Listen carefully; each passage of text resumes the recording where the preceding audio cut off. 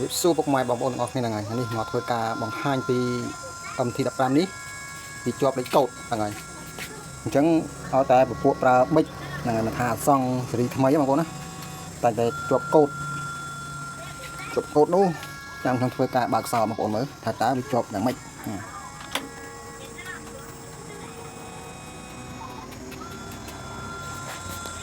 នេះបងប្អូនគឺវាជាប់កូដក្រហមបែបហ្នឹងអញ្ចឹងអាកូដក្រហមហ្នឹងគឺវាបង្ហាញពីប្រព័ន្ធភ្លើងហ្នឹងកន្លែងណាមួយវាជាប់វាអីចឹងបងប្អូនហ្នឹងហើយអញ្ចឹងគឺវាបើករហូតចឹងហ្នឹងភ្លឺរហូតចឹងបងប្អូនខ្ញុំបើកបងប្អូនមើលវិញខ្ញុំបើកវិញនេះអាកូដពណ៌លឿងហ្នឹងបើកាលណាយើងបើកទៅវានឹងរលត់ព្រមជាមួយនឹងអាពណ៌ក្រហមខាងលើនេះខាងលើនេះឥឡូវវាអត់រលត់ទេអញ្ចឹងវាអាចនឹងជាប់កូដប្រព័ន្ធភ្លើងណាមួយចឹងហ្នឹងហើយអញ្ចឹងខ្ញុំមានវិធីសាស្ត្រធ្វើឲ្យវាបាត់ព្រោះខ្ញុំបានទិញឧបករណ៍នោះពីប្រទេសសៀមកាលពីខ្ញុំនៅប្រទេសសៀមហ្នឹងហើយអញ្ចឹងសម្រាប់បងប្អូនដែលគាត់មានម៉ូតូប្រើប៊ិចបងប្អូនប្រើប្រព័ន្ធប៊ិចដូចជាពួកអសង្ឃសេរីថ្មីនេះចាប់ពី023ឡើងអញ្ចឹងវាអាចមានអាហ្នឹងហើយនេះអាកូដហ្នឹងជួនកាលពេលយើងបើកទៅគឺវាអត់រលត់ទេគឺភ្លឺចឹងរហូតហ្នឹងហើយអញ្ចឹងភ្លឺចឹងរហូតគឺវាដោយសារតែវានោះវាអាចនឹងខូចប្រព័ន្ធភ្លើងណាមួយឬក៏ខូចអីមួយចឹងហ្នឹងហើយអញ្ចឹងបញ្ជាក់ម្ដងទៀតនៅពេលដែលយើងបើកគឺអាកូដនេះវារលត់បាត់ហ្នឹងហើយអញ្ចឹងបើសិនជាវាអត់រលត់ទេអញ្ចឹងវាអាចនឹងជាប់កូដអីមួយហើយអញ្ចឹងខ្ញុំមានវិធីសាស្ត្រដើម្បីលុបបំបត្តិកូដហ្នឹងហ្នឹងហើយម៉ូតូសេរីអាសង្ឃគឺអាចលុបបានតែខ្ញុំមានបន្តិចទៀតខ្ញុំធ្វើការបង្ហាញឧបករណ៍សម្រាប់លុបកូដបើកកែបម៉ូតូសិនតើតាកន្លែងកូដដែលយើងតខ្សែភ្លើងនៅកន្លែងណាសម្រាប់អាសង្ឃគឺអត់ដឹងទេសម្រាប់អាសង្ឃប៉ុន្តែសម្រាប់ MT15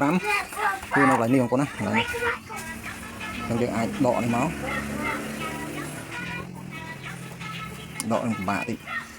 យើងអាចដកអាហ្នឹងមក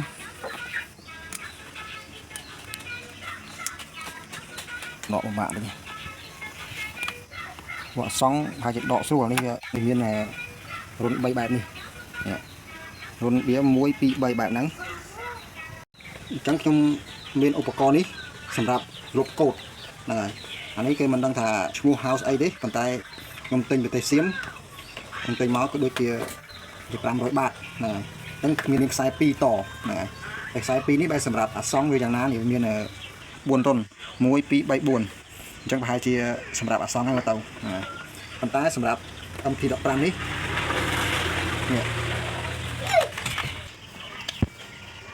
នេះវាបែបនេះបងប្អូនណាបែបនេះហើយអានេះវាមានរុនវា3មុំខាងក្នុងនេះមាន3មុំនេះ3មុំអញ្ចឹងហើយសម្រាប់ MT15 នេះក៏មាន3ដែរអញ្ចឹងយើងដាក់ដកនេះចូលមកអញ្ចឹងមកហើយយើងតនេះចូលនេះតនេះតវាឲ្យត្រូវមុំ3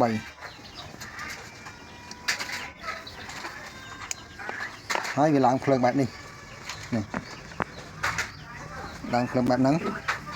ឡូវវាឡើងបែបនេះបងប្អូនណានេះវាឡើងបែបហ្នឹងអញ្ចឹងយើងទៅខាងនេះចុចដើម្បីស្វែងរកកូដថាតើវាជាប់លេខកូដប្រមាណអីប្រមាណអញ្ចឹងបងប្អូនហ្នឹងហើយអញ្ចឹងយើងចុចអានេះមកហើយវាកំពុងតែស្វែងរកកូដចាំវាតិចទៅ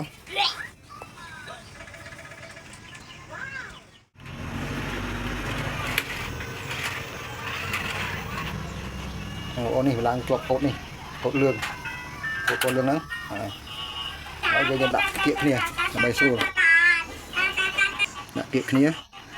ឡូវយើងចុចខាងនេះម្ដងនេះយើងចុចស្វែងរកកូដតើវាជាប់លេខកូដអីចឹងបងឆែកនេះអត់ឃើញតោះយើងបើកខ្សោបានយើងស្វែងរកកូដកើតscan វាកើតនេះបងប្អូនហើយយើងបើកខ្សោមែនមុនហ្នឹងខ្ញុំអត់បើកខ្សោអញ្ចឹង scan កើតទេឥឡូវខ្ញុំបើកខ្សោគឺ scan កើតហើយ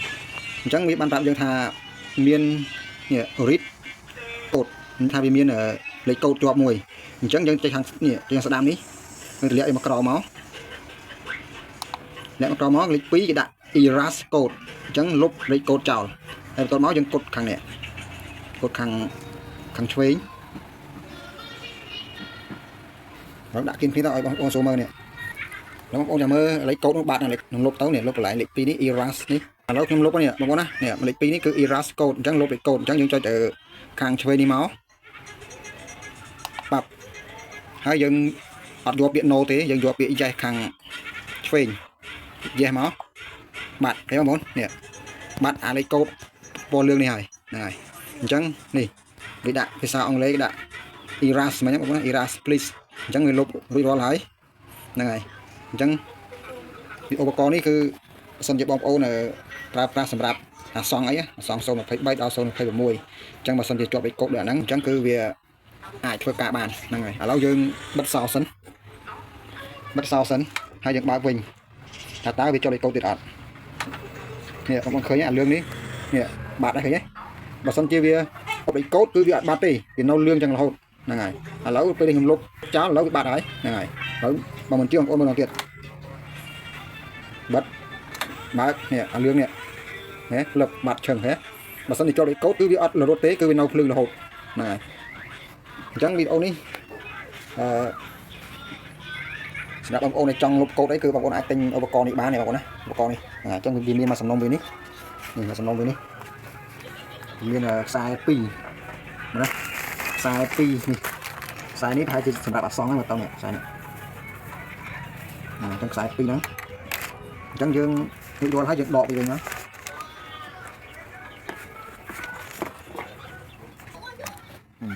អត់ហើយគឺរួចរាល់ហើយយើងដាក់នេះចូលវិញ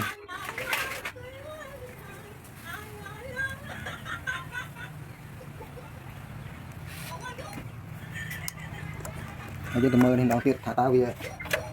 បាត់មែនអត់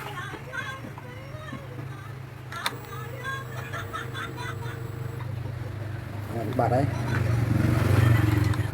តែនេះមានតែប៉ុណ្្នឹងទេអរគុណច្រើន